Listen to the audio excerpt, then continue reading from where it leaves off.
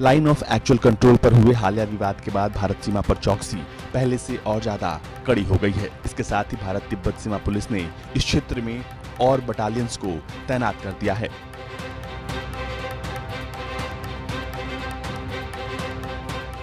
(3,488 kilometre लंबी वास्तविक नियंत्रण रेखा पर निगरानी और दुरुस्त हो और दुश्मन को करारा जवाब मिल सके, इसके लिए सेना ने कई कदम उठाए हैं।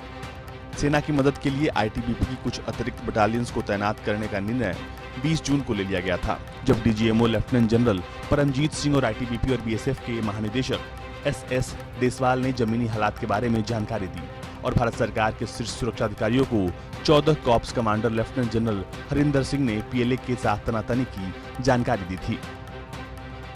इसके बाद मोदी सरकार ने एलएसी पर चीनी सेना की किसी भी गलत हरकत का माकूल जवाब देने के लिए सैन्य और राष्ट्रीय तकनीकी अनुसंधान संगठन को इलाके में अधिक निगरानी ड्रोन तैनात करने के लिए कहा है, ताकि स्थिति और ज्यादा स्पष्ट हो सके।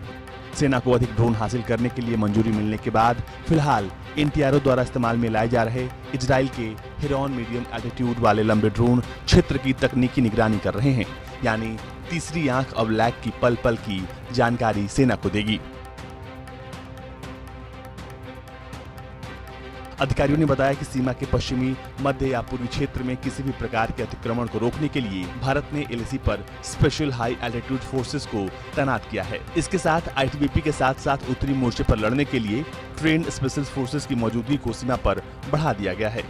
चीनी सेना पीएलए के ठीक उलट भारत के माउंटेन ट्रूप्स और सैनिकों को गुरिल्ला युद्ध और ज्यादा ऊंचाई वाले जगह पर युद्ध लड़ने के लिए ट्रेनिंग दी जाती है। इसके जाबाज जवान मुश्किल से मुश्किल हालात में दुश्मनों को सबक सिखाने में माहिर होते हैं।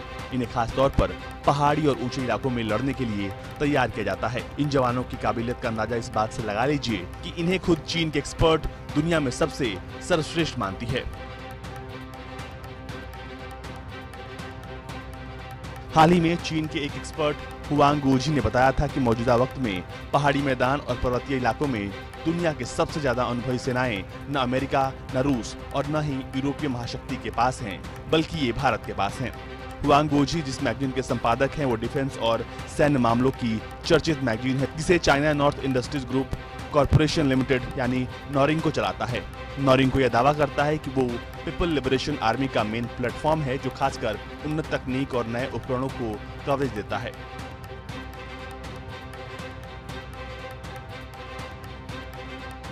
ब्यूरो रिपोर्ट, भारत तक।